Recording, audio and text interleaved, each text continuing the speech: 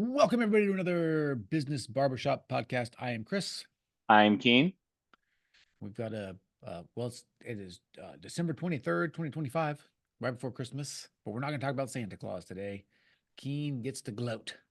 One of his predictions came true and he's excited about it. So we're going to talk about that right after we give you a quick update on our real estate project. So, Yeah, where are we at right not now? not a lot's changed since then. We're just going through the processes, checking off lists of some some open circles, the LLC stuff, and get just all the little minutia that goes into doing these. But everything's looking good. I got to say, the contractor's been busy and non-responsive the last week or so because he's got stuff. So we got to get all the permits prepped. We do have a couple of weeks for that, so we're not behind schedule, but we do need to make sure we're staying on track. But things are moving along. Yeah. Yeah, Yeah. so to get a little more granular, we all execute, we put together, well, I put together the operating agreement. We executed the Yep. operating agreement. Did you open a bank account? Were you able It was to? requested, but the banker I think might be out for the holidays too because he hasn't Got responded. it. He usually doesn't wait that long. Yep. So trying to Yeah. open a bank account to, I guess, is that where all of the sort of like the down payment's going to go? Is that where we're all just going to throw all that money in there? Is that how it I think we works? could probably put it directly in escrow so we could save the time of doing double transfers, but like Mm, contributed monies towards settling the payments and so forth, so the hard money gets paid off will go there. yep. Anytime we make a group contribution. So yeah, it'll be important that we have that account. Yep. And then we Yeah. started the finance process for the hard money loan, right? Hmm. Kind of Yep. what I'm, and I'm just curious about this, and maybe everybody else will be interested too. But like to give the audience an idea, basically they sent us a thing. We just put our basic information in there, and that was it. Like, how do they What when are you they have like looking for in underwrite? multiple when you have like multiple parties, are Yep. they do they because the property itself kind of is the I mean, obviously the major backbone for like this loan, really, right? And Hmm. then do they just like look at your credit scores? Do they look at your, Yeah. do they I want can more answer that question. information? Hard money underwrites differently than traditional financing. It's what's the asset, what needs to be done, what's the ARV, so how much money are you going to be making on the value side. They want to know your exit, and then they want to know your credit, and they want to know your deal experience. Got it. So they don't look at income. They're going to validate we have the liquid funds to be able to close. They're going to look at the group's credit. So as long as everyone has good credit scores, then they're fine with the credit, which we all do. And then the deal experience, there's a little bit on John's side. Um, you have a rental property. Tom has Yeah, but you're running one. the, yeah, But the best pricing comes with the fact that my deal experience is like over 50 doors, right. So Well, and plus that's kind of that. you have this type of experience as well, which is sort of like Yeah. not just the condo conversion, but sort of like flipping it. Well, we're not, I mean, we're holding it, but it's a It's fix and still a hold, short-term I guess. acquisition with an exit, so it still Yeah. fits the model. Hmm. Yep. Yep. Okay, cool. So basically, they'll just look at that stuff, and then I guess is it? I've never done this a hard money loan before. Do they come back to you with a lot of questions usually, or is the process pretty straightforward?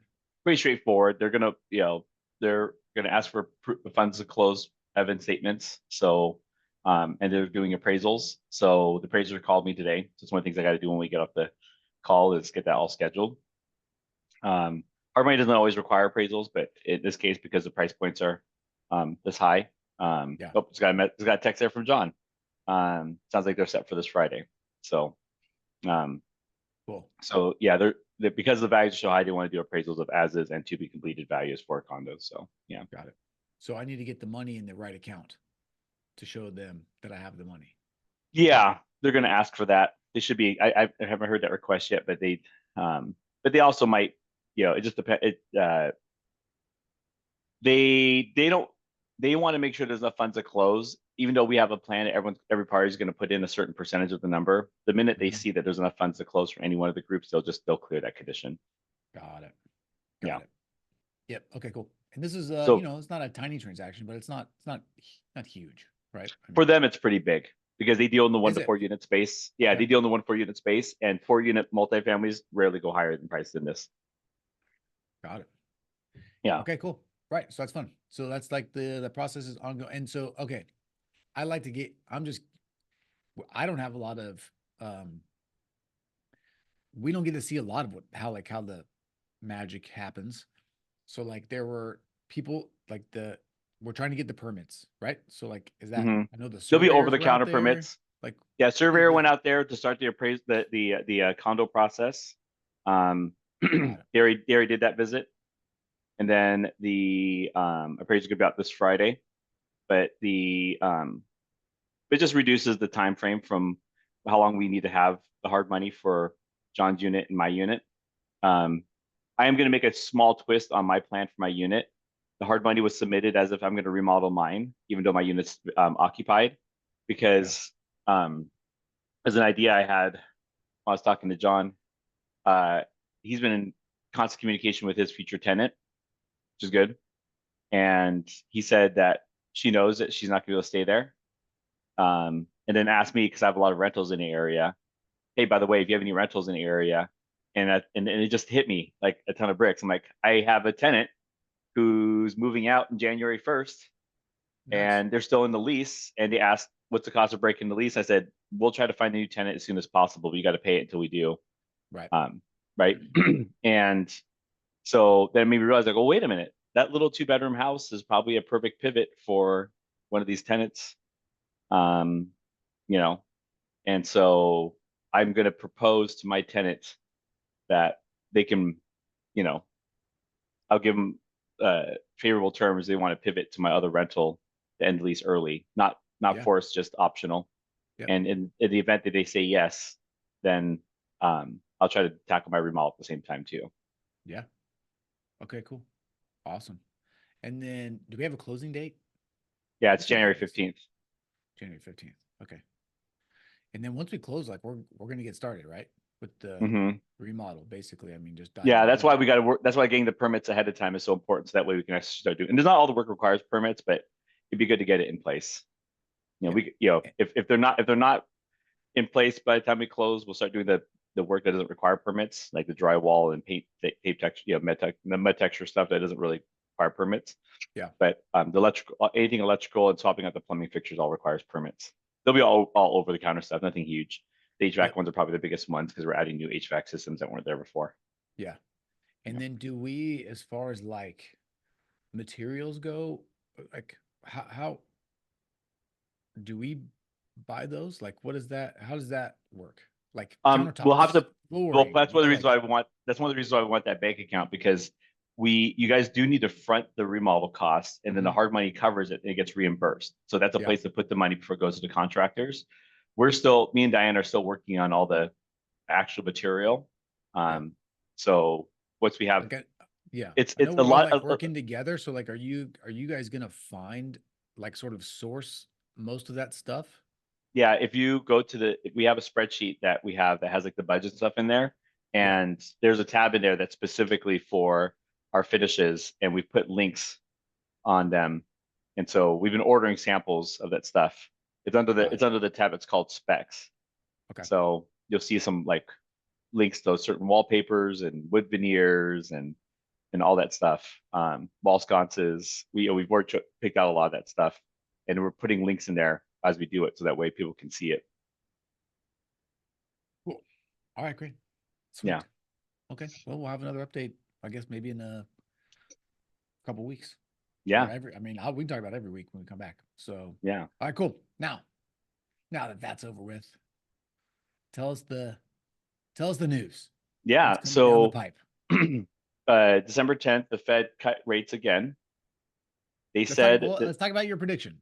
yes. Give it, So blow it back the in way that you rolled when we just got on the call, because I yeah. like that enthusiasm. Yeah. So it was, I think in August, going back to look at the previous shows, I said, hey, we are at a 10-month low for long-term rates.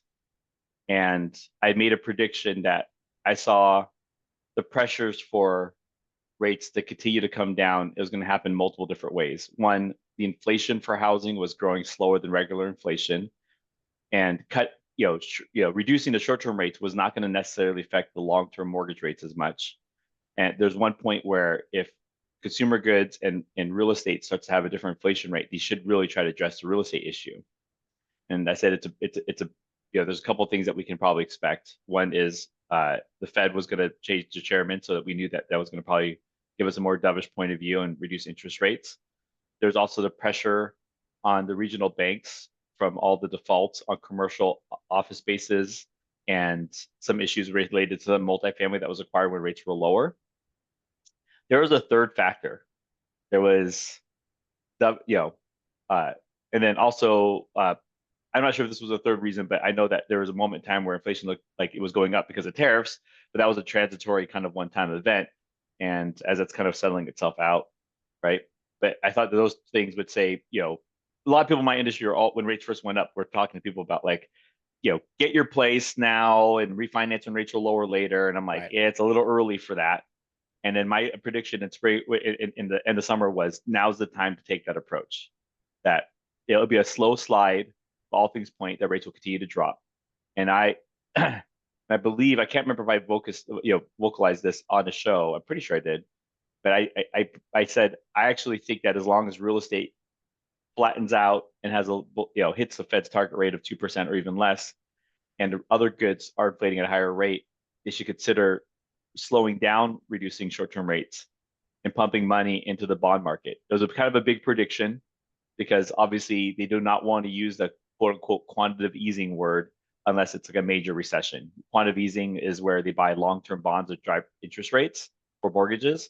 They did that during COVID. That's why rates went down to the twos. And they did that in 2008 when the subprime meltdown happened.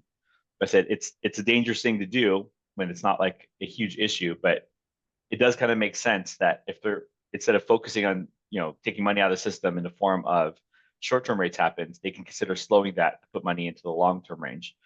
And on the December 10th Fed meeting,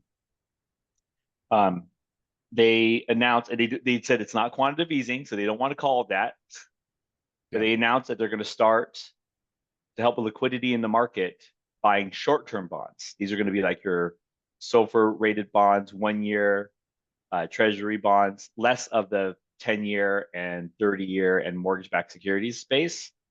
But it does address one of the issues. I said, hey, I think this is a bigger issue, a systemic issue associated with like the defaults in the commercial space. Commercial loans are driven a lot more by short-term rates. They're financed more often on adjustable rate mortgages. It's a very normal product. Yeah. So it makes sense for them to focus on those bonds because it will drastically reduce the rates for the commercial sector, which will help prop up the defaults in the office spaces and also help shelter some of the problems with multifamily. But it will also translate into the residential space because for the savvy buyers, it means that, yeah, we're not going to see huge reductions in the 30-year fixed rate when they do this. But what it's going to do is it's going to create more of a margin between short-term rates. So people who are comfortable taking 3, 5, 7, 10-year ARMs, those are based off of, the 1 year SOFR and the 1 year treasury, depending on which investor it is. Most of them are the SOFR rate. Treasury is more often like a government insured loan. But those, it's easy for me to predict which type of loans will drop with that. And any drop in any kind of mortgage product will help prop up the market. ARMs will probably help more in the investor space. Investors are going to be more comfortable with ARMs in the residential space. And same with the jumbo market. So it's going to prop up the high price stuff in the commercial stuff. Regular home buyers can definitely use that product. FHA and VA have very good, safe ARM products that are based off the 1 year treasury. Those rates will drop a lot. But the narrative with the loan officers and the consumers is going to be a different one because obviously their first reaction is aren't adjustable rate mortgages risky, right? I The love whole ARMs, subprime man. meltdown. I love a good ARM. Yeah, I mean, if it's lower, it's fixed for a period of time. Obviously, if long-term fixed rates are really low, I don't think it's worth the risk to take an ARM. I think you just take the fixed Well, rate right. one. When is it? Right. When you're getting it at 3% or whatever. Yeah, you should just take Obviously. the fixed. Correct. But that But was a moment in time. That's yes, never happening again. That's never no. going to happen again. When ARMs can give you a 3/4 or higher, a 0.75 or higher spread between a fixed rate to an adjustable rate mortgage. And keep in mind that when we're talking adjustable rate mortgages, we're talking about products that are fixed for 3, 5, 7, or 10 years, and then can adjust after that period. So it's not something that adjusts right away. Right. So you're definitely hedging. Yeah. but people Yeah, who because are you can smart always enough get to, back in there. yeah, for people understand how to work that hedging, to work to the benefit. And if if my own portfolio, it sounds great. Everything I have that's at a higher rate will probably get refinanced to an arm, you Yeah. know, with I have that a, que- news. I have a, this is a tangent, but it's related to this topic. Like, what I've always wondered why people wouldn't do, so like when I bought my first, not my first house, when I bought my house here in Seattle, we did an interest only arm. And I thought that was fabulous because, so much of your payments are front loaded with interest anyway, if you do like Hmm. just a conventional loan. And then I don't know why you wouldn't do that and then just pay some additional principal every time, because it reduces your actual payment in Every real time you make time a when you do principal, the interest only arms, right? Is there like something I'm missing when it comes to that other than the rate adjusting up, if you're just have bad timing or something like that? Is that like the major risk that you're the facing? risk is that people settle with that payment like it's going to be there forever, and they don't Yeah. really manage it the way they should. They're Yeah. not. A lot of people do, in a weird way. Consumers really want their money to be a set it and forget it plan, Yeah. which I, when I was younger, I had that mindset. Passive investing, passive budgeting, don't want to have to think about it, right? Um, Somewhere along the way, you start to, it's weird because, when I was younger, I would have called it people who are obsessed with money, that you think about it all the time. But being a business owner and being smart with your money, it's just part of like, it's like saying, hey, just because I eat healthy and exercise doesn't mean I'm obsessed with my health. I've just made it part of my routine. And I find Right. that most consumers, if they're not in the business owner space and investor space, they don't want to think about it all the time. It's a stressful thing to think about. They're like, okay, if I know I'm putting money away for my retirement, then I can kind of believe that it should maybe be okay at the end. I'm quietly going to just try Right. to Yeah. ignore it once in a while.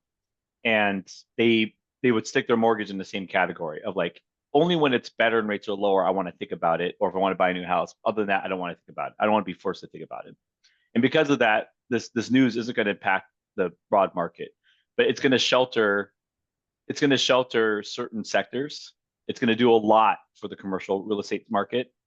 It's also going to give a tailwind to a multifamily space that I think has kind of taken lumps in the last year and a half. That you know, which also means that for the timing of our purchase, you know, how much how much how much easier is it that someone could have paid the same price or more if they had the option of buying it on an arm that's like in the low fives or high fours, right? For sure. It starts to For sure. change the outlook of it. So our timing is really good. Yeah. Um, It really but adjusts your purchase price in a way because it again, really, it's just like what's the cash outlay that you're going to have to make, right? What's your road to profitability? Even if you don't care yeah, about cash flow a lot, it's still kind of nice if you're profiting everyone cash flows, right? everyone who acts like they don't care about cash flow eventually does. Yeah. They Well, you eventually want do, to, I mean, you want to at least make some, you don't want to lose, you right? definitely like, Especially I in a think, multifamily. yeah, yeah. It's nice to Yeah, have a balance, I think. I mean, I guess unless it was just like some kind of crazy appreciation kind of an opportunity, but it's like, it'd be nice and to if it's just all budget take the, appreciation, it doesn't point to cash flow. That's something you probably just turn around and flip it. yeah, yeah. Okay, cool. Yeah. All right. So what is So we this? can expect Yeah, because the office space section. I don't think that's a place to invest in. I don't think that. I think it's a that systemic issue is big enough that this is gonna. To me, this is like someone's like got a bullet wound, and the person this comes is, over and is like, we're an EMT is like putting pressure on the bullet wound to try to keep the bleeding from just reducing the bleeding. To me, this news is just doing that for the office space. I don't. yeah. I think we still have a ways before that sector settles. We're kicking the can Multifamily, down the road. We're kicking the can yeah, down the road. They got a shot of morphine, so they're not feeling the pain right yeah, now. But but it's the sectors that were not as weak. Multifamily took a lump. Multifamily mostly took a lump in the last year and a half, not because it's a weakened market. It's just because it was the last one to adjust when rates went up. yeah, There's a lot of people that were flush with cash, a lot of Bitcoin investing, a lot of money made during COVID, where everyone told them, hey, we're going to an inflationary market and residential real estate is a good hedge against inflation. The problem is that so many people flooded their money to that sector. It propped up the price points because they were buying things that wouldn't cash flow at current interest rates, but they put so much money down, they still would. And so those had to go through their adjustments to finally get to the real market value. That settled in the last year and a half, which is why what we're buying is so much less than the list price. It started off at 2.4, we're at 1.9 with them covering over 100 grand of improvements. We're essentially, over $500,000 cheaper than where they first started with the listing price. Yep. And and so that space is, feels like it's been bottoming out. So closing on something at today's pricing with that news that rates will get better in the short term is really good news for people who want to invest in this space, especially if you're going to, especially something like what we're doing where there's already a value add on top of it, both on their income and the value. And so we're buying it like the way everyone else is buying multifamily right now, but have a method to make it worth more, rent for more, and then with boosts of knowing that rates will come down in the future. So that's it. In the short term, it's all good news for the multifamily space, and for the regular residential space, it will help. It'll help like the way that temporary buy downs helped in 22 and 23.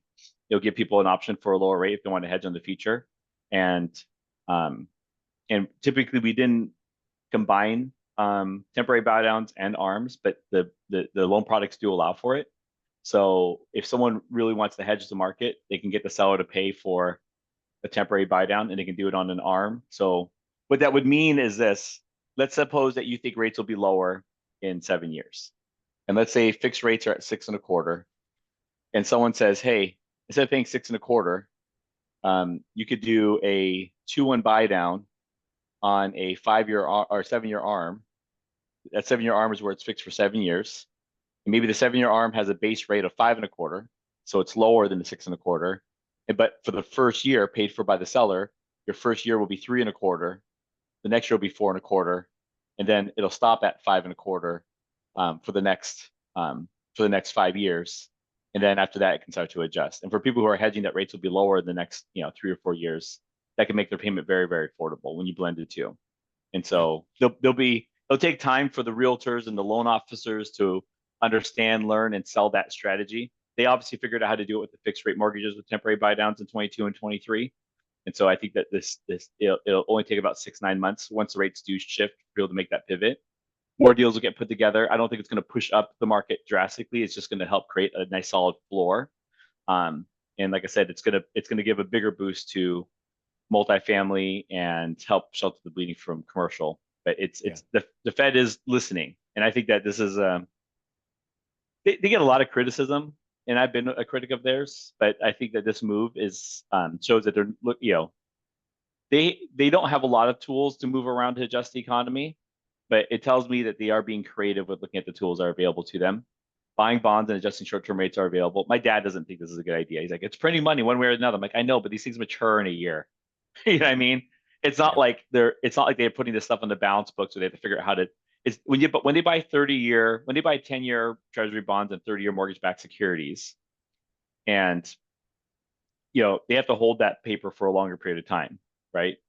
And these are ones that they can add to the balance book. The thing matures in a year, so they immediately get the liquidity back after a year, but it boosts the interest rates for that product, and in doing so, it makes the interest rates for those loans better.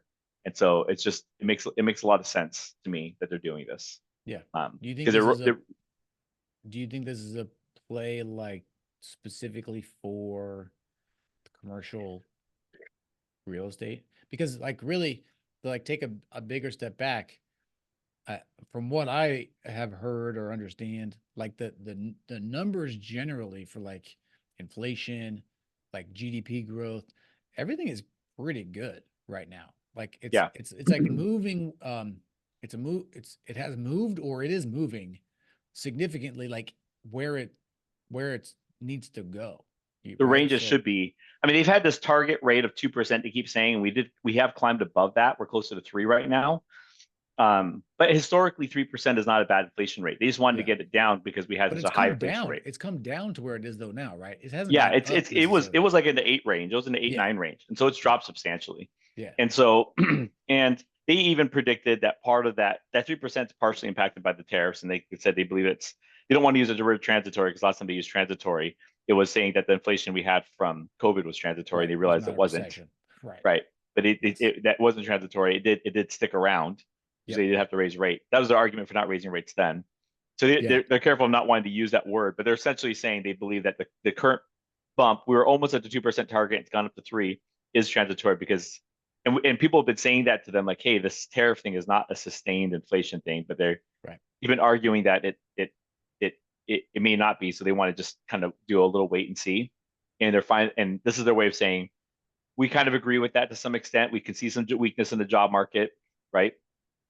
Um, and so, but the Fed is more undecided. There are more, typically they all vote together, and it was a big deal that one of the governors voted against a rate cut a couple months ago, and this time out of the, I think there was like 7 of them or whatever. I can't remember the exact number of governors. Maybe I think maybe it's 13 of them. I think it's 13. Yeah, I think it's a bigger number than that.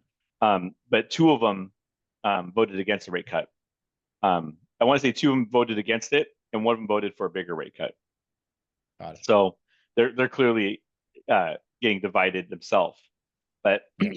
But the um, one segment that's not really being affected with this news is commercial real estate. They need a lifeline because they they got to do. refi Their their assets are valued based off their cash flow. So when the cash flow drops and on the rent basis, and then the cost of the financing goes up, it squeezes in both directions.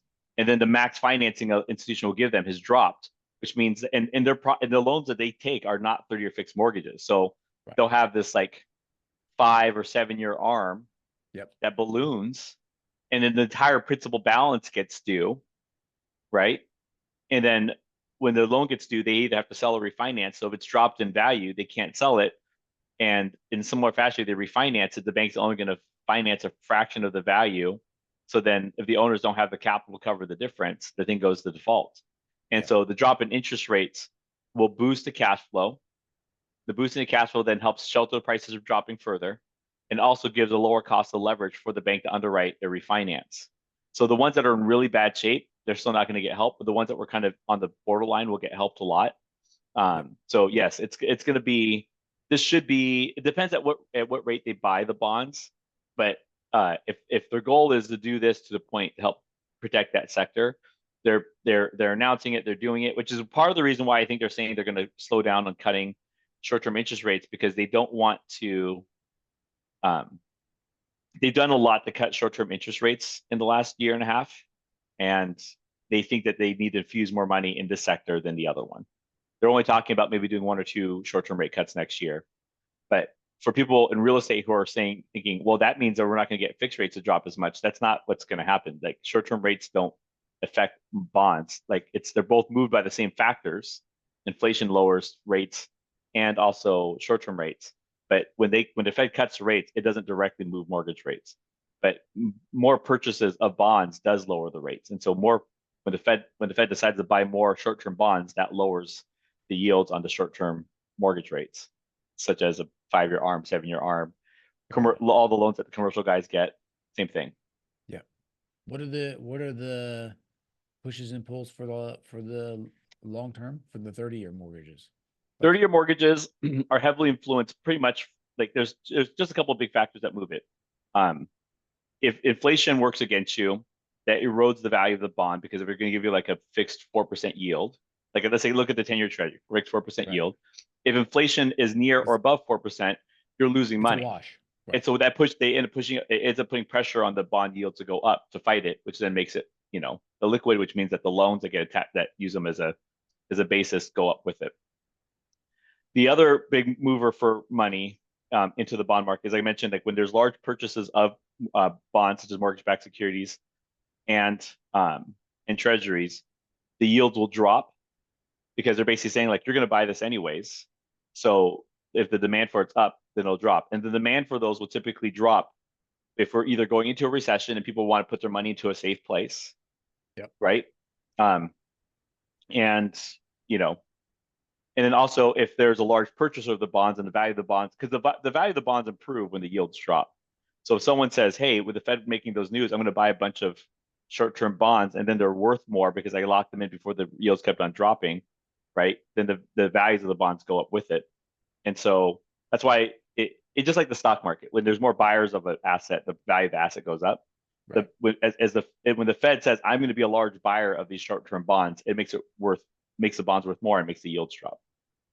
So So a bunch of money coming basically, into the bond market as a flight of safety, which the Fed's doing, yep. is a big move to make rates drop, and then also reducing inflation. So basically, inflation goes up, mortgage rates go up. Yes.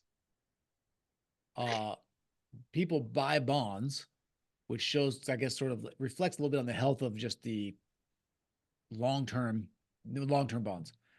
Reflects a little bit on the long term, just I don't know, health of our economy. Demand goes up, interest rates go down. Yep, and then both go in reverse too. So if inflation drops, yields will drop. And then also if they have bond auctions and there's not a lot of buyers, then demand drops and yields go up. So Got it. both those are basically the two biggest levers, and they both can move rates up or down. Right. And so right now we kind of have inflation going down, and we have a healthy Long term, they've been indicators. going down. Yeah, I Yeah. mean they bumped recently to 3% from like around 2.5, but in general they're lower, which is also why the rates are lower. Yeah. The demand for bonds dropped a lot. There's a moment where there was like no one at the auction. We talked about that in a couple Right. episodes, early this year. But the demand for the bonds has improved, and this move by the Fed's going to make them better also. Right. Because that was like China and people just saying like, we're not going to buy your bonds anymore, basically. Yeah, Right. I mean, that was it makes true sense during the, because we've had a banger year in the stock market, and it's the exact opposite. Remember, people put money in bonds as a flight of safety when the market has yeah. instability, and the market has been on such a heater this year. Why would you want money in bonds? But Right. the a lot of people, it's hard to predict that 2026 will have the kind of returns in the stock market like we saw in 2025. And so less demand, more room for some corrections, the Fed buying more bonds, right? Yeah. And keeping inflation under control also point that long-term yields will drop with more emphasis on the short-term um, bond products, which is going to go to the short-term mortgage products. Right. And that's good, right? For the consumer, Yep. basically, for the buyer. Yep. Cool. Yep. It's going to be a slow slide, so it's not going to fix all the problems, but it's like if I've heard people call it the crash bros, that people keep trying to predict real estate crashes. I don't see it. No.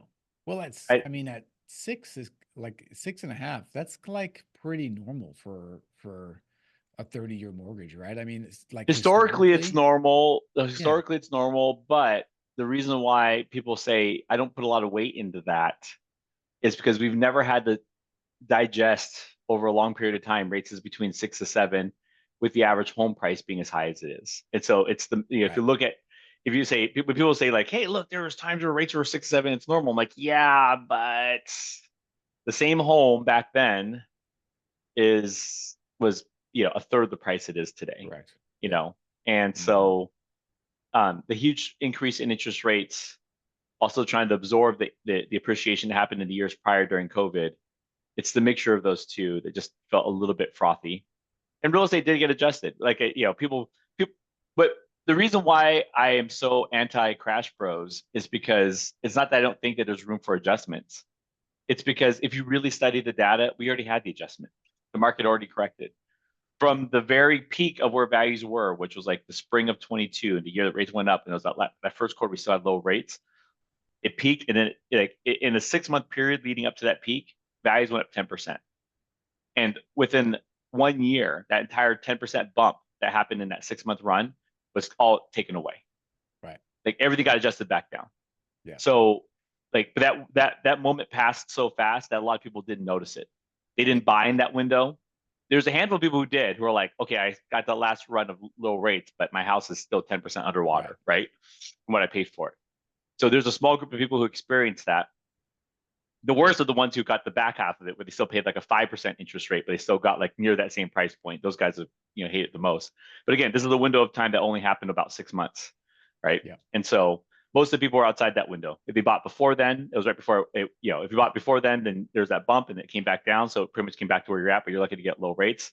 And on the other side of it was people who, bought the same price point as people a year ago outside of that little bump, but they had to jump it on the higher rates, and it's Yeah. kind of been flat since then. And Right. so if Well, we so you're consider not. that peak to Yeah. drop a crash, which is double digits, then it already happened.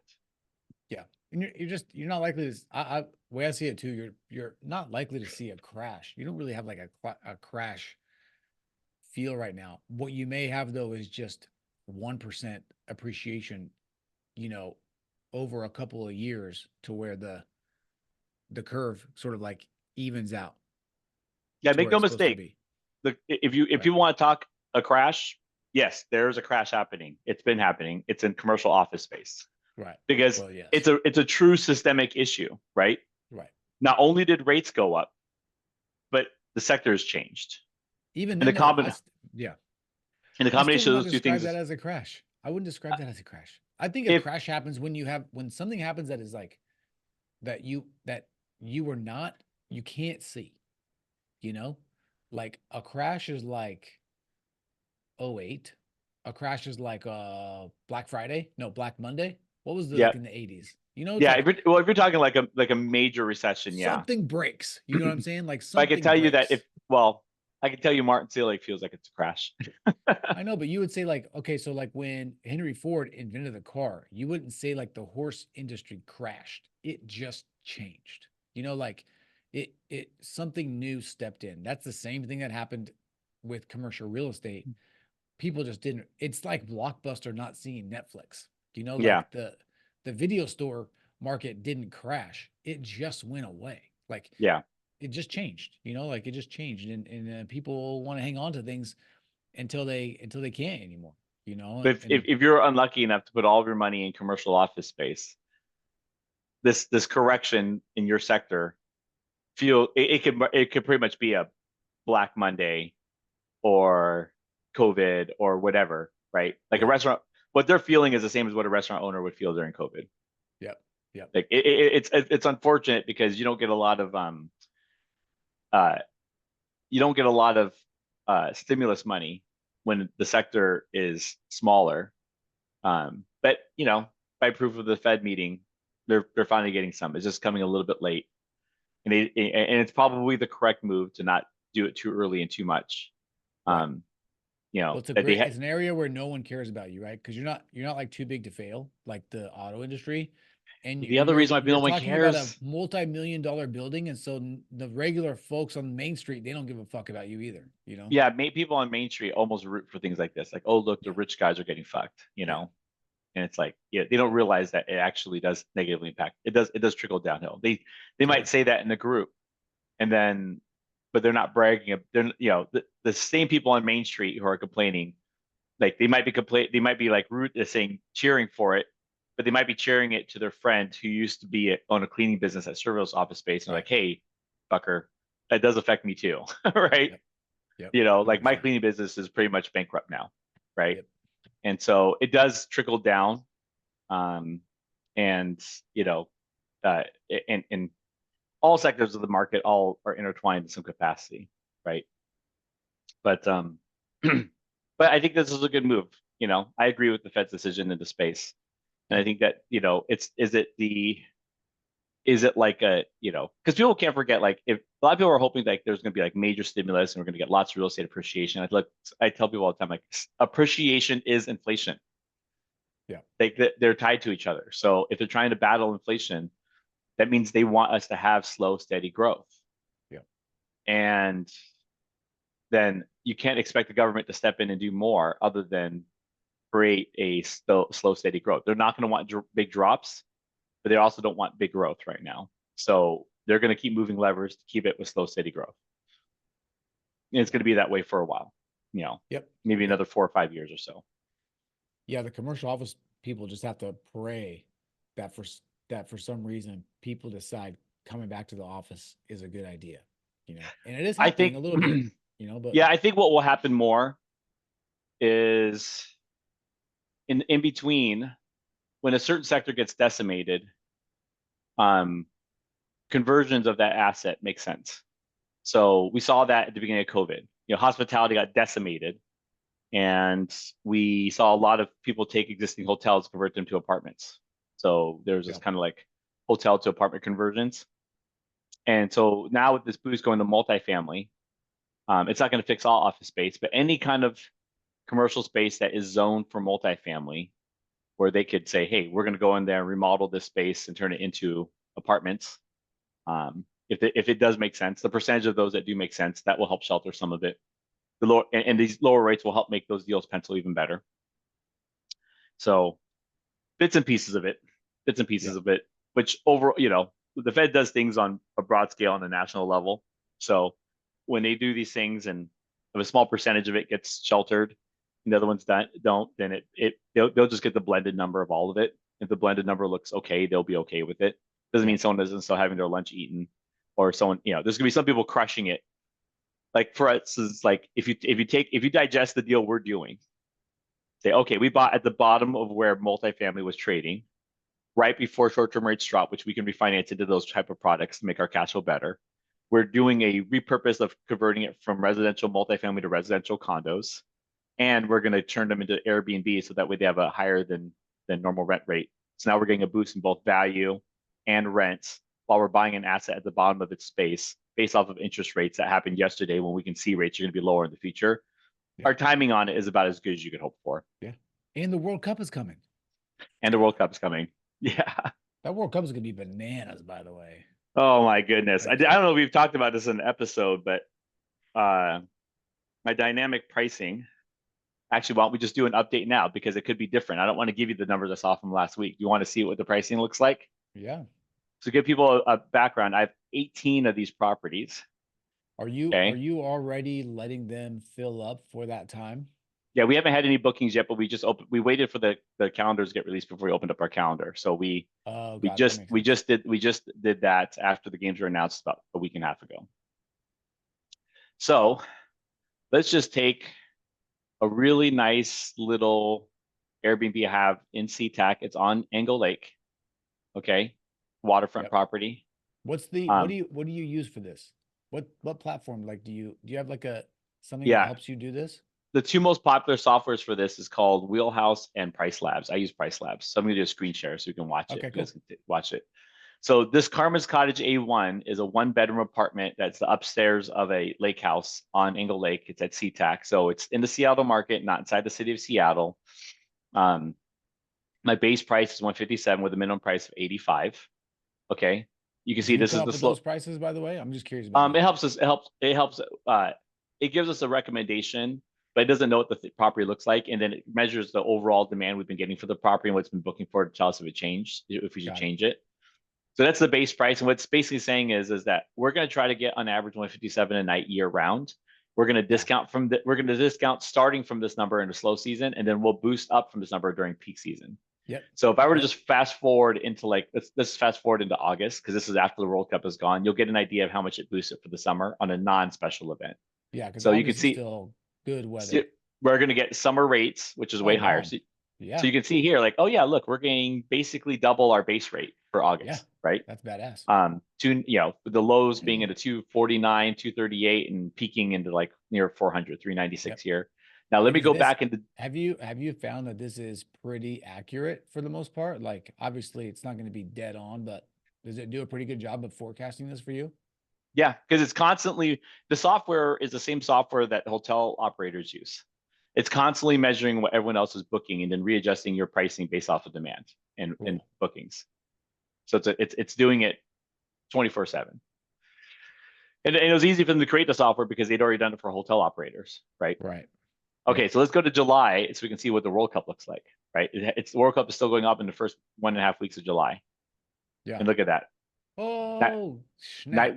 Nightly rates over $1,000. That's insane.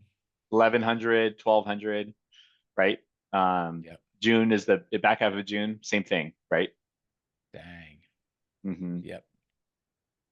Yep. And this is not like, and it just, this is not even inside the city of Seattle where the stadium is. So I pull one that's inside the city of Seattle. So let's take my Alki triplets one.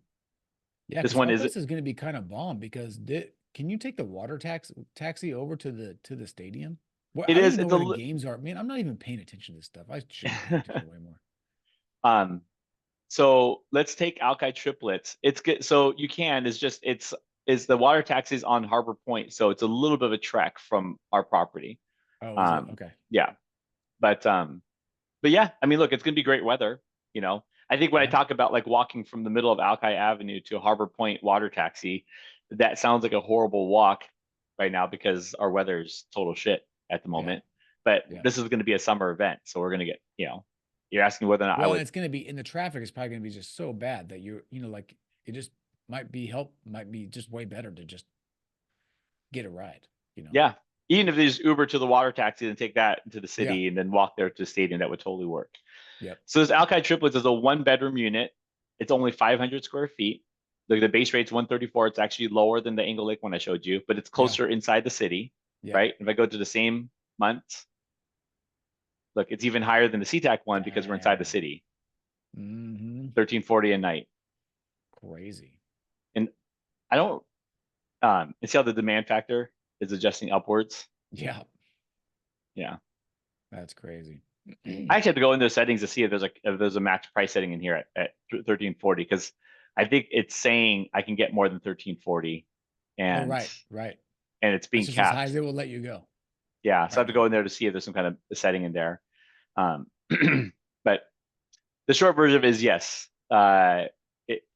Not every one of the units in our complex will be ready for the World Cup. Your guys' should be, and to be able to capture that and still get the summer is a huge win. Yeah, we got to So make that happen. yeah, I don't see why it wouldn't. I mean, even if it gets delays, it'll be ready by then. So Yeah. here's the other one we have in Alki. Same thing for the June. Same thing, Oh 1340. yeah, it's Same little max. pointy arrows. Mhm. Yep. And I have a house in West Seattle. It's pretty big. Fits like a party of I think it's here 2, 4, 7, 8. I think. And it's a little further south, but it's in West Seattle. Um, last time I checked, it was a couple thousand a night. Let's see here. Base price is 312. Yeah, over 2,000 a night. Dang. Crazy, right? That's crazy. So yeah, overall, you probably can't ask for better timing. Yeah, Yeah, it's gonna be fantastic. yeah. We got to get these Sometimes things you're lucky done. enough to be able to catch lightning in a bottle. Usually, if you're just close to getting the timing right, because I'm a big believer that getting the timing just right for the market doesn't usually, and I would say that even this deal isn't necessarily like on a margin basis as big as some of the other ones I did, but it's good, and Yeah. we're kind of hitting we're lucky enough to got the timing almost spot on. You know, Yeah. if you're Well, off and by a it month, if you're off by a couple months, it's no big deal. But this is pretty close to right at the, right, yeah, but in reality, just to be clear, like this deal, as far as I can tell, is not really based on anything that we have been talking about. It just was a good opportunity that came up, and you take it, you seize the opportunity. And if partially. all this other stuff lines up, it helps, right? Yeah, they've been trying to sell for multiple months in exactly the bottom of the multifamily market, and the prices that they're trying to sell it for wouldn't pencil unless rates were lower. And so we got them to drop their price, and we went mutual right before the Fed announced, right before rates started dropping. The Fed announced they're going to push rates even lower. That would be, beneficial for this property. So I think for timing purposes, it is actually still relevant. No, I I mean think it was good timing, but it wasn't like we were like, oh, we need these rates to drop for this. no, Like we no, weren't saying like, we're oh, just no. it just It wasn't necessary to make the deal work. It's just it it's it's good making timing. It's it fortuitous, but you're not necessarily you it would can't have worked always if rates stayed the same. yeah, you can't count on that stuff. That's just No, like that's like icing on the cake. yeah, Like you're not trying to time the market in that way. You're using the state of the market to make the deal with the other information that you have. But if you're saying to yourself, I need interest rates to go lower for this to work, that's not good. yeah. Typically. That's correct. I think that if we were very early on to when multifamily was being adjusted, it's still relevant because we could be creating 30% more value, and some of it can erode from the market adjusting. So timing it Yeah. means that all the value add we created is sheltered, and then we'll get a tailwind, and hopefully it'll start to appreciate from that point moving forward, right? And Yep. so the timing is still relevant, but the bigger the margin of your value add, the less that the timing is important. Which is Yep. why, like the one I bought in Othello, I pretty much could have timed that the worst possible, right? Values, multifamily just started to drop. Been talking for years. I paid the peak price for it. Rates are really high. I had to refinance a higher rate. I'm refinancing those as the rates drop, but I don't regret the purchase because that specific property was gigantic value add, right? Like Right. it almost doubled in value just from converting it. Yep. And so, in moments like that where it's like you get such a, if you believe in the long term of what that whole overall space is going to do, then why would you not take something for a 50% discount? Yeah. You know, Agree. 50% discount is big enough that it's like, even if the market adjusts another 10, 20% down, you're still up substantially, Yeah. And so, but this one's nice that we're getting both. Yeah. Value add, rent upside, and good timing for when we're buying, and projected lower interest rates on our permanent financing after we do our value add. So, which also makes the whole hard money to perm financing strategy work great, because it's like, yeah, you might have to pay for a bridge loan for a minute, but it'll actually give, while we're doing the remodel, it'll give time for the bond market to adjust to Probably even better, buying those. right? Yeah. So the takeout financing should, if you're willing to take an ARM product, should be better, which I think that most of the investors will probably do that. That's what I'm doing. Yeah. I love that. I'm seriously, I know why people don't, but at the same time, You'd be I prepared to get, have a conversation about what to do with it again in a shorter window of time. And some people don't want to have that conversation. yeah, But the people who don't mind managing their money on an active basis, which almost every business owner I know does, then it's no big yeah, deal. It's just another thing that they do on a yeah. cycle.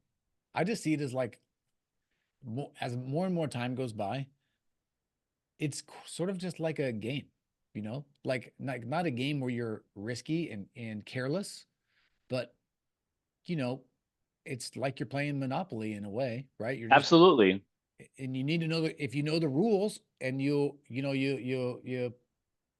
play the game, Yeah. I mean, the best way, so people really get these skewed ideas of risk because I get it. You put a lot more money on the line on a real estate deal than you do when you gamble, right? And so it's funny that I'll meet people who say it's risky what you do, then I'll see them gamble, right? Right.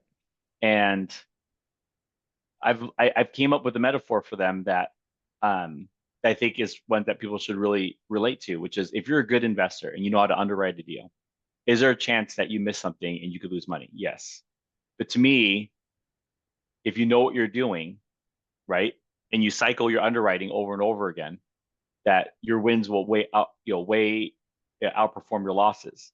To the Right. average person, what I just said is, oh, the one time I'm going to do this, I could lose the money, and so I don't know Right. if I want to do it. What Yeah. I'm really trying to say is this: if you understand how gambling really works, that there are people who will walk out of the casino up. That does exist. Yeah. But the casino operators know how to run the numbers so that the house always wins. For sure. And when you're a good investor, the exact same thing applies. Yes, I'm risking money, but because I know what I'm doing, I'm the house. Yeah. Not every person who walks in my casino is going to leave down and I'm going to win money on them. But I will win money on the long term because I know how to run the games accordingly. And when you invest, if you do the exact same thing, your results will be the exact same thing. I could give you the list of the 4 or 5 deals where I did make money on them. And then we compare it to the other 20 that did, and the net gain losses across the board. And you can rinse and repeat that exact cycle over and over again over the next 50 years, 100 years, and it's going to just keep making millions and millions of dollars, right? And you just calculate a percentage. And also, every single time you do take a loss one, you do changes to how you underwrite that specific type of asset, and it starts to minimize the losses. So it's not, the way I look at it is just this: is like I'm the house, right? Yeah. Like we'll continue to build better, bigger, prettier casinos, and we'll always win because there's people who are always willing to play our games with the odds in our favor. Yeah. And that's what will happen when you invest as well. So For sure. For sure. Cool. All right. Let's wrap it up on that. That's a good one. yeah, That's a good spot to end. Okay, cool. All right. Well, that's it for today. This is the Business Barbershop Podcast. I'm Chris. I'm keen. Merry Christmas. See Merry you guys Christmas, later. you guys. See you guys later. All right. Bye. See ya.